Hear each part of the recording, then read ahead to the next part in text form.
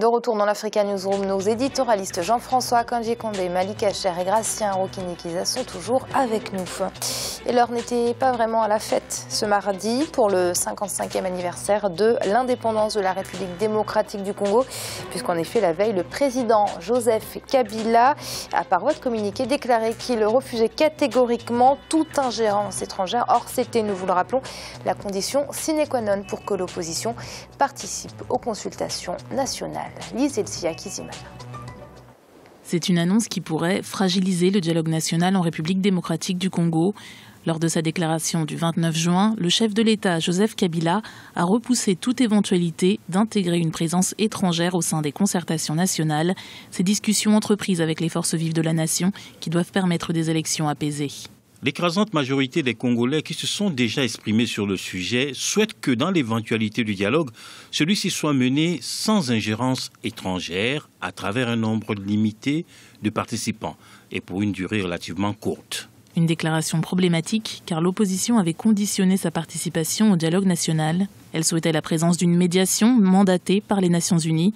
Une éventualité qui semble balayée par la présidence et qui risque de provoquer le désengagement de l'opposition.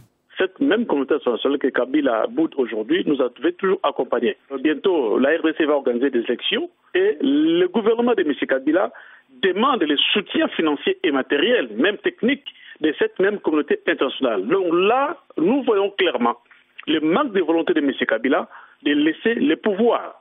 Et on ne peut pas aller au dialogue sous sa médiation parce que c'est M. Kabila qui est à la base de tout le malheur que nous vivons au Congo et sans non plus la médiation internationale selon l'accord cadre d'Addis Abeba qu'il avait lui-même signé. Autre point de discorde entre opposition et majorité, le calendrier électoral. La Commission prévoit actuellement des élections locales au mois d'octobre 2015 et un scrutin présidentiel en novembre 2016. Un calendrier trop chargé, selon l'opposition. Une opinion récemment partagée par l'Église catholique qui préconise que les derniers scrutins soient organisés en 2017. Malik, ça paraît évident que ça piétine. Joseph Kabila, le président, qui ne veut pas de médiation étrangère. L'opposition qui insiste pour en avoir une. Ça paraît très délicat de négocier dans de telles conditions. Encore une atmosphère tendue dans un pays africain concernant justement l'élection présidentielle, le troisième mandat. Ce sont toujours des points de tension et on arrive toujours au dernier moment où l'opposition et le pouvoir s'opposent. Ça devient une antienne maintenant dans les pays africains malheureusement.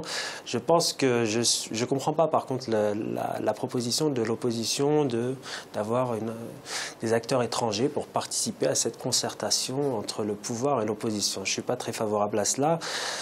Maintenant, c'est très délicat. Joseph Kabila veut véritablement faire un troisième mandat. Je pense qu'il serait bon que nos chefs d'État africains comprennent qu'on peut laisser le pouvoir pendant un mandat et revenir après au troisième, même si je n'ai rien contre le cumul des mandats à la base. Mais le problème fondamental qui se pose ici en RDC et dans d'autres pays africains, c'est la transparence des élections. Et là, je pense qu'il y a beaucoup à faire. Il y a un travail qui doit être mené en amont. On ne peut pas faire, je pense, sauter le verrou des mandats présidentiels tant qu'on n'a pas sensiblement progressé sur la transparence des élections. Moi, je pense que quand on aura des élections transparentes, là, on pourra dire, finalement, la limitation des mandats, on peut la faire sauter. C'est paradoxal comme analyse, peut-être, mais c'est mon avis. Alors, Gracien, peut-être revenir sur l'exigence de l'opposition, la participation d'une médiation étrangère, a priori une médiation onusienne. Est-ce que vous comprenez cette exigence? Oui, je comprends parce que déjà, il y a deux partis. Il y a le camp présidentiel, le président, et l'opposition. Alors, pour dialoguer, c'est difficile. On dialogue pourquoi? Sur quelle base? Il y a un problème. Qui va céder sur quoi? Il faut qu'il y ait un médiateur, quelqu'un qui est au milieu, qui écoute les uns les autres, qui organise ce dialogue. Parce qu'en fin de compte, le fond du problème, c'est le troisième mandat du président Kabila, c'est le fait de faire sauter l'article 220 qui empêche de la Constitution, qui empêche de modifier justement cette Constitution sur la durée et le nombre de mandats dont Kabila est obligé de négocier, de discuter. Il ne peut pas discuter. S'il veut vraiment discuter directement, il peut y aller en donnant des gages aux opposants pour qu'ils s'entendent. Le fait de recourir à un médiateur international, ça veut dire qu'il y a déjà un problème, il y a quelque chose qui bloque. Et je vois mal comment Kabila pourra vraiment avancer sans convaincre l'opposition, à moins que il se lance comme dans d'autres pays, un état d'urgence ou quelque chose une nouvelle constitution qui pourrait faire durer le temps et il entre dans une sorte de transition. Alors Jean-François, quand on voit ce qui s'est passé au Burkina Faso, encore plus récemment au Burundi, on a du mal à comprendre la position du président Joseph Kabila. C'est une position qui peut d'ailleurs s'expliquer dans une certaine mesure, ne serait-ce que d'un point de vue sémantique. Il n'y a pas de dialogue national qui est fait avec des étrangers. Ça va de soi. Un dialogue national, c'est un dialogue entre les citoyens de ce pays. On a déjà vu dans d'autres pays ce dialogue se dérouler sans l'apport de l'étranger, avec la médiation, mais aussi une médiation nationale. Dans certains pays, c'était l'Église, dans d'autres pays, c'était la société civile, des personnalités reconnues. Donc, c'est une position qui peut se comprendre, bien que nous soyons dans un contexte où on ne peut pas masquer le fait que ce refus-là participe d'une stratégie politique que je trouve suicidaire pour le pays. Mais en même temps, et c'est surtout là-dessus que je voudrais insister, moi ça me fait réfléchir sur autre chose, sur l'échec d'un modèle. Nous avons ce refus-là, c'est un refus qui vient à la suite notamment d'un accord qui avait été signé sous l'égide de l'ONU d'ailleurs, entre les parties congolaises, etc. Et puis aujourd'hui, qu'est-ce que l'opposition revendique, qu'est-ce que l'opposition invoque? C'est cet accord-là. Nous sommes dans ce schéma qu'on retrouve à peu près partout, qu'on a trouvé au Mali, qu'on trouve en Centrafrique, qu'on trouve partout, où on considère que lorsqu'il y a un problème dans le pays, il faut s'en sortir par un accord, et cet accord-là devient la référence absolue. De telle sorte d'ailleurs que ce dont nous sommes en train de parler, c'est-à-dire de la décision de modifier la Constitution, pour ces partis-là, l'accord, il est au-dessus de la Constitution. On est dans cette chose qui fait que le dialogue produit cet effet pervers de multiplier les interlocuteurs, de diluer le pouvoir, de diluer même la volonté nationale qui s'exprime à travers la Constitution. Moi, je trouve que ce modèle qu'on nous a insufflé et que l'Union africaine tente de faire prospérer ailleurs, il faudrait rompre la chaîne. C'est catégorique comme ça. Alors, Malik, toujours sur la République démocratique du Congo, est-ce que l'heure est grave? Est-ce que c'est dramatique? Bien sûr, c'est dramatique, je pense, parce que ça peut être les prémices d'une situation qui peut empirer. Donc ça a été le cas partout, ça a été le cas, on a vu cette problématique comme Jean-François l'a évoqué dans plusieurs pays, et Gracien aussi l'a évoqué. Donc oui, on va se retrouver quoi, dans une situation d'urgence où l'État sera capable de faire sortir la police, l'armée pour contenir le calme et justement s'assurer de poursuivre, d'être encore, je dirais, au pouvoir, enfin les mêmes personnes au pouvoir. Donc effectivement, c'est grave. Et là, le rôle de l'Union africaine, encore absente, je suis désolé de le dire. Où est l'Union africaine? On ne sait pas, sur le sujet de la RDC, mais sur d'autres sujets. Donc là, les initiatives doivent être prises aussi chez l'Union africaine. Et le Malawi a célébré la journée des albinos le 27 juin. Dans ce pays, cette couche de la population est confrontée à des enlèvements réguliers, des rapts et même des attaques. Les criminels utiliseraient leurs organes pour des pratiques mystiques. Dorénavant, le gouvernement du président Peter Mutharika a promis de sanctionner les auteurs et commanditaires de ces attaques. On fait point tout de suite avec ce sujet d'Ibrahima Dioumaba. La protection des albinos est placée au rang de priorité au Malawi. Le gouvernement entend protéger fermement cette couche de la population. Le 27 juin 2015, la journée des albinos a été célébrée. Une loi est en préparation pour réprimer le trafic d'organes. Nous faisons des recherches pour comprendre ce qui se passe réellement. Nous remontons la filière de la vente d'organes, mais les gens disent ne rien savoir sur le trafic. Par conséquent, la loi que nous mettons en place, que nous appliquerons avec fermeté, celle que nous allons déployer au cours de la campagne de sensibilisation, va lourdement punir les exactions et commanditaires de ces crimes.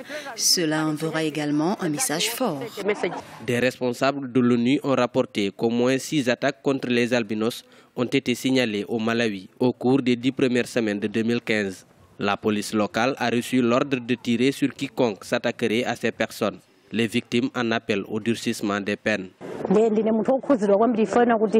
Je suis très préoccupée par les condamnations prononcées contre ceux qui tuent les albinos. Elles sont si dérisoires, elles devraient être plus fermes. L'albinisme est une maladie congénitale qui affecte environ une personne sur 20 000 dans le monde. Au moins 15 albinos, la plupart des enfants, ont été tués, blessés ou enlevés en Afrique de l'Est au cours des derniers mois. Grâce, on parle là du Malawi, mais il y a d'autres pays du continent africain qui sont entachés par ces attaques contre les albinos. On peut citer par exemple la Tanzanie. Oui, on peut citer la Tanzanie et aussi le Burundi, l'Est du Burundi, parce qu'en fait c'est de la sorcellerie, surtout en Tanzanie, parce que c'est un pays reconnu en Afrique de l'Est étant vraiment entre guillemets développé au niveau de la sorcellerie, parce qu'il y a beaucoup de gens des autres pays qui y vont. Et ils cherchent en fait les membres des albinos, les bras, les jambes, et pour, je ne sais pas comment ils font, les vendre des produits qu'ils font avec. Il pourrait y avoir, disons, une filière qui va jusque dans les pays, le Moyen-Orient, donc soi-disant que ça, c'est pas tout ce que ça peut développer, mais ce que je peux dire, c'est que c'est vendu cher quand il faut avec ces produits, ce qui fait qu'il y a beaucoup d'intermédiaires, y compris même certains membres des corps de sécurité qui se mettent dans ce genre de commerce dans les pays voisins de la Tanzanie. Et ce commerce, ça se fait au Malawi, mais je pense que le Malawi doit être un pays fournisseur de la Tanzanie parce que la plaque tournante, c'est vraiment basé en Tanzanie. Mais quand on voit surtout les Malawites avec environ un Malawite sur 4000 albinos, donc on comprend vraiment que ça commence à être inquiétant, surtout que ça rapporte beaucoup aux gens qui le font, même si ça ne fait rien, ça ne guérit rien. Alors, Malik, le gouvernement, les autorités du Malawi paraissent déterminées, mais ce n'est pas la première fois qu'on entend ce genre d'annonces selon lesquelles les populations albinos vont être réellement protégées. Est-ce qu'aujourd'hui on peut croire que le Malawi va vraiment le faire? Difficile de savoir parce que même le président a dit je vais vous promettre de lutter contre ce phénomène. Donc laxisme, s'il y a toujours ce phénomène, c'est qu'il y a eu un laxisme de la part des autorités qui finalement sont complices de ces personnes qui pratiquent ce genre de sorcellerie, parce que, il faut le dire, c'est la calcification de certains esprits, des esprits qui ont du mal à évoluer, qui pratiquent ce genre d'exactions. Et quand vous avez un gouvernement qui n'arrive pas à comprendre que finalement c'est une cause nationale, de protéger l'ensemble de ses ressortissants, quelles que soient leurs différences, c'est grave. Donc j'espère que le pouvoir du Malawi, les autorités du Malawi vont prendre conscience de ce phénomène. Et on a parlé des autres pays africains, il n'y a pas que le Malawi. Mais là, effectivement, on ne peut pas justement admettre qu'il y ait ces exactions. Et je dirais qu'il faut que ça soit durement criminalisé. Il faut un cadre juridique clair. Justement, Jean-François, il y a une loi qui est actuellement à l'étude au Malawi, mais avant de réprimer, ne faudrait-il pas sensibiliser les populations, leur expliquer peut-être ce que sont les albinos? Je pense qu'il faut faire les deux. Il faut faire les deux simultanément et réprimer avec la dernière énergie. Et il y a une loi qui est en train d'être préparée pour la protection des albinos, mais je pense fondamentalement qu'il n'y en a pas besoin. Il y a la loi pénale. On a parlé tout à l'heure dans le reportage de la population albinos, ou du groupe albinos, ou des albinos. Chaque albinos est un être humain. Chaque albinos est un être humain. Le meurtre d'un albinos, c'est le meurtre d'un être humain. L'atteinte physique portée à un albinos, c'est l'atteinte à une personne. Et ceci est réprimé dans n'importe quel pays, dans n'importe lequel de nos pays africains par la loi pénale. Il suffit simplement d'appliquer la loi pénale et de l'appliquer dans toute sa rigueur. On n'a pas besoin d'une loi en plus. De mon point de vue, une loi particulière, c'est une loi pernicieuse parce qu'elle est faite pour justement, alors qu'on doit éduquer la population dans le sens où chaque être humain a droit à la vie, au respect, à la protection. On vient là sortir une loi sur les albinos pour dire quoi? Pour dire qu'ils sont particuliers. Même si c'est pour dire nous les protégeons un peu plus, ça veut dire nous avons un groupe. Regardez, nous mettons le projecteur dessus, ils sont différents de nous. Je pense que c'est contre-productif d'adopter une loi générale. En tous les cas, pour répondre à votre question, le gouvernement serait bien inspiré d'appliquer d'ores et déjà la loi pénale telle qu'elle existe dans toute sa rigueur et les institutions judiciaires, puisque il y a la justice, l'indépendance de la justice. Les institutions judiciaires seraient bien inspirées d'appliquer rigoureusement la loi pénale et que ces pratiques-là cessent, parce que si on attend simplement la sensibilisation, elle se fera sur un plus long cours. Naturellement, ça prendra une génération ou 2 générations. On ne peut pas attendre 2 générations pour réprimer ce type de crime abominable. Malik ? Non, oui, il faut criminaliser durement les actes.